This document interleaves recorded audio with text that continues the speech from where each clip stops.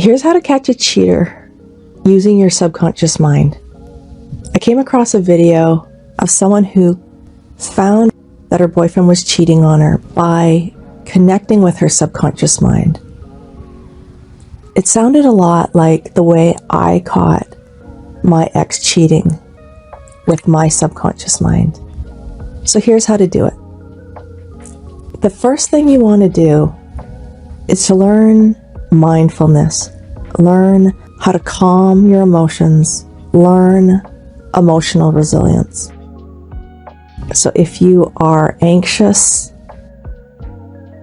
you're emotionally reactive, I would suggest a mindfulness practice of just sitting with your emotions, being able to be with your emotions.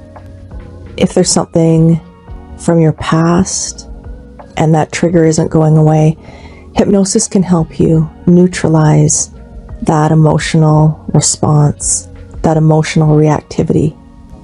You still want to process it at some level of consciousness anyway. And this mindfulness practice will help you distinguish your reactivity from what's really going on and getting messages from your subconscious mind about what's really going on. It's like a car alarm. When it goes off all the time, you kind of ignore it. But if you learn how to manage those triggers, when you hear the alarm going off, you know to pay attention to it.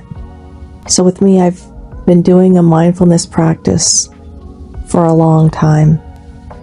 And through mindfulness, just sitting with my emotions and experiencing them, I've been able to expand the gap between stimulus response. So there's something that happens and you just react. And I don't care what anyone says, you cannot help the way you react. It's just wired into you. And that's okay. It's just the way you react. But between reaction and response, there's a space. And you have to learn how to just sit in that space. Get a handle on your emotions. And as you get a handle on your emotions in that space will start to expand and get bigger. And instead of responding in the way that you've always responded, you'll be able to choose. And this is what hypnosis does for you. It gives you new choices. It expands your mind, creates new neural pathways in your brain, so you actually have different choice. That's what really happens when we're stuck. We don't have any choice. We only have a fixed way of being. We don't have choice that opens up possibilities for a different future, a different way of being, a different future, a different outcome. So practice mindfulness, which is just watching what's going on without trying to push it away or hold on to it and ruminate on it. So once you have that mindfulness piece and you're not in reactivity emotionally, then when the car alarm goes off in your life, you'll pay attention. And this is what happened when I was dating my ex. These little alarms would go off, and that alarm feels like a feeling where something doesn't feel right. And this is why you have to manage your emotions. You don't want to be like that car alarm that's going off all the time. You don't want to be triggered by every single thing, because you won't be able to distinguish what's really a valid alarm. And so every once in a while I would get these feelings that something wasn't right. And then I would ask him, make sure you ask, even though you might be afraid of the answer. You want to ask the question because you want to see what his or her answer is going to be. And then you'll get another feeling about that answer that they gave you. And the answer that I always got was pure BS, gaslighting to make me feel like I was stupid for asking in the first place. This is when you need to start asking consistently, or keep pressing in if the answer that they've given you isn't satisfactory. So he would give me this answer that didn't make sense with my conscious mind, and it didn't feel right in the subconscious where all your feelings are. And so every once in a while, my subconscious mind would say, look at his phone right now. And I would see a picture of a woman. And I would get some bullshit answer that didn't feel right. Or he would do something and it wouldn't feel right. Or I would see something and I would ask him and it wouldn't feel right. It didn't make sense. And then I would ask him about it. I saw a woman's robe hanging in his closet with all this space between the robe. It was almost like the woman who put it there, put it that way for a reason. And it had all this space between the other clothes in the closet where it was hanging. And when I asked my ex about it, he said that it was from 3 years ago. But the way it was hanging there for 3 years didn't make sense, where it was sticking out by itself. And so all these things didn't make sense to me. They didn't feel right. And only at the end of my relationship did I start to create this relationship with my subconscious mind. And just like in this little short that I posted about how to catch a cheater, my subconscious mind told me one day, as I was looking for a receipt, because I wanted to return some lingerie that he had purchased for me, but I didn't want him to know. So I was looking for this receipt in places where his keys were, his computer was, where there was a bunch of receipts, but I couldn't find it.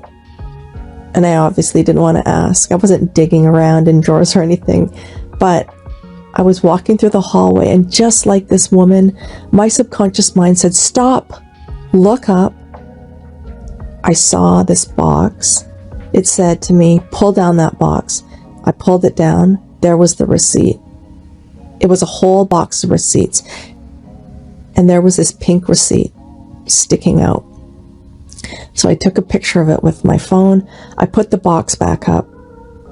And later when I looked at that receipt, it had this little pink thing that he had purchased for me in a small. There was the exact same pink thing in an extra small and a large.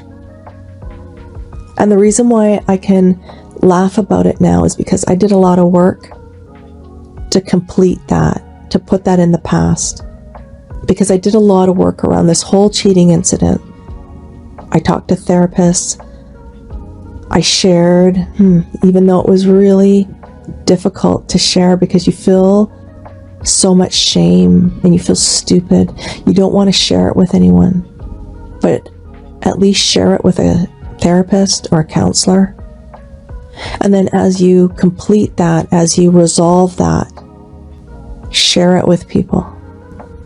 Share it with people, because one of the gifts that came from having this experience with someone cheating is that I get to connect with people on a different level, because I tell people about it, about my experience with this cheating ex. And before I had this experience, no one ever talked to me about cheating, their experiences with cheating. But when I offer that, people share their experiences as well. And it's just another way to connect with people and have empathy for people. And if you're not there yet, and it's been a while, hypnosis can help neutralize whatever it is you're feeling, so that your car alarm isn't going off all the time. Because it kind of does when you get out of that. I had to get out of that relationship because he kept lying. Because when I asked him, so I want to give you the number one question to ask somebody if you think that they're cheating. You tell them, I don't know, maybe it's not even a question, it's a statement. You say, my friends saw you with a woman or a man. Really vague. You don't say who the friends are. You don't say when. You don't say where. You just keep it open. And the guilty person will start to spill. And when I asked my ex, he told me about two people. His mentor and someone he worked with.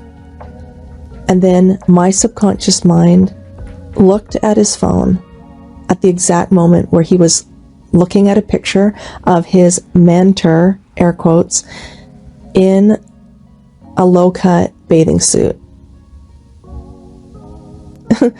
Like, does your mentor send you pictures of him in his Speedo? I don't think so. This is not a mentor.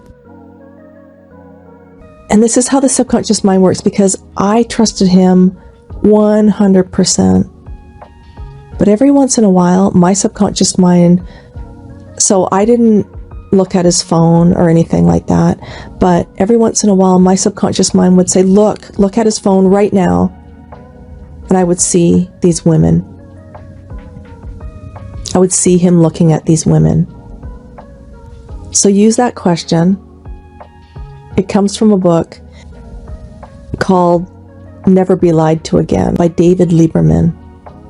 He writes all these books on body language and human behavior. So ask that question. You need to keep it vague. Use that question exactly the way I said it. So learn to listen to those feelings. Those feelings have a message for you. There's a reason why you're feeling that. And just sit with those feelings. Try to let go of thought. Let go of any rumination and just clear your mind. Let those thoughts come and go. Because insight is light from your subconscious mind, not thinking.